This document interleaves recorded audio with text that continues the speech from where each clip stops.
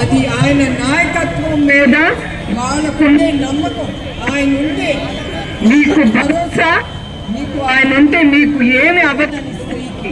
అది అందుకే మహిళలు బయటకు వచ్చి ఆయన కోసం పోరాడారు, ఆయన విడుదల అవ్వాలని పోరాడారు. అదే కాకుండా వాళ్ళు చంద్రబాబు నాయుడు గారు అప్పుడు ఉమ్మడి ఆంధ్రప్రదేశ్ ఎట్లా ముందుకెళ్ళిందో మీరందరికీ తెలుసు. ఆయన నమ్మకంతో చాలా పరిశ్రమలు ముందుకొచ్చి ఇన్వెస్ట్మెంట్ చేశారు ఉమ్మడి ఆంధ్రప్రదేశ్లో. విజన్ 2020 అని ఆయన హైటెక్ సిటీ కట్టారు. అప్పుడు అందరు నవ్వేవారు ఆయన్ని, ఏంటి ఆ రాళ్ళు రప్పల్లో ఆయన హైటెక్ సిటీ కడుతున్నారని. కానీ ఇప్పుడు ఆ హైటెక్ సిటీ లక్షలాది మందికి ఉద్యోగాలు కల్పిస్తుంది. చాలా మందికి లక్షలాది రూపాయలు కూడా సంపాదించుకుంటున్నారు ఆ ఐటీ ఉద్యోగం ద్వారా. అట్లా ఆయన నాయకత్వం మీద నమ్మకం ఉంది గనక చాలా పరిశ్రమలు కూడా అక్కడికి వచ్చారు ఉమ్మడి ఆంధ్రప్రదేశ్. ఐఎస్బి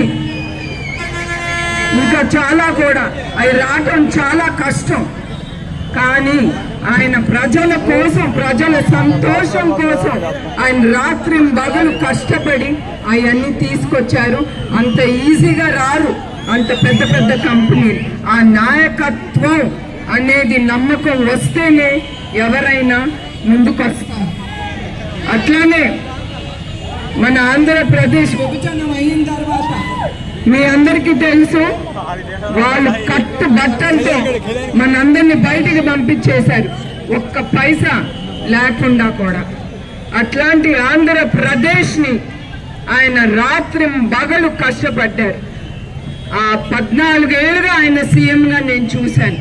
కానీ 5 సంవత్సరాలు అది ఒక వేరే లెవెల్గా ఆయన పనిచేశారు.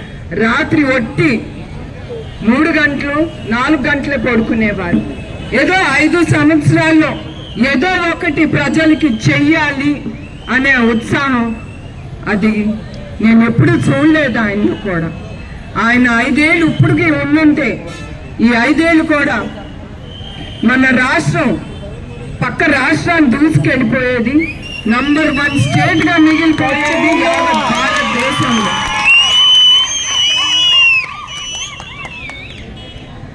అట్లానే ఆయన పోలవరం నిర్మించారు.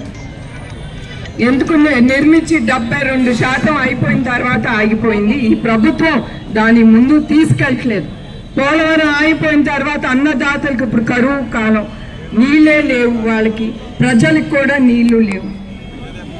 అది ఈ పాటికలు అయిపోయి మన ఆంధ్రప్రదేశ్ సస్యశ్యామలంగా ఉండేది. అట్లానే పట్టిసీమకి ఆయన నీరు అందించారు.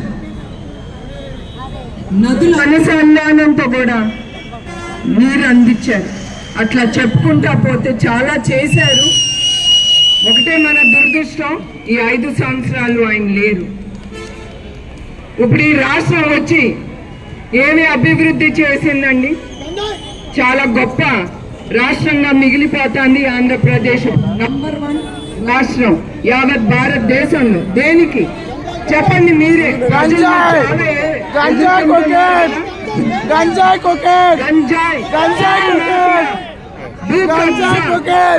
కల్తీ మద్యం, ఇది ఇంకా ఎన్నో చెప్పాలి. చెప్పుకుంటా పోతే మనకి రోజులు కూడా చాలు.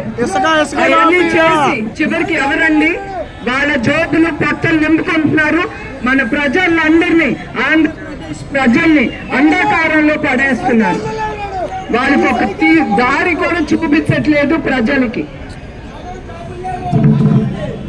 అదే ఇప్పుడు నేను అన్న, మీరు యువకులు ముందుకు రావాలి, ముందుకొచ్చి మీరు ఓటు వేయాలి.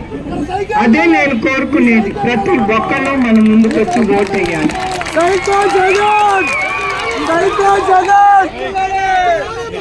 తర్వాత మీరే చూసారు, ఉద్యోగాలంటే గుర్తుకొస్తాను.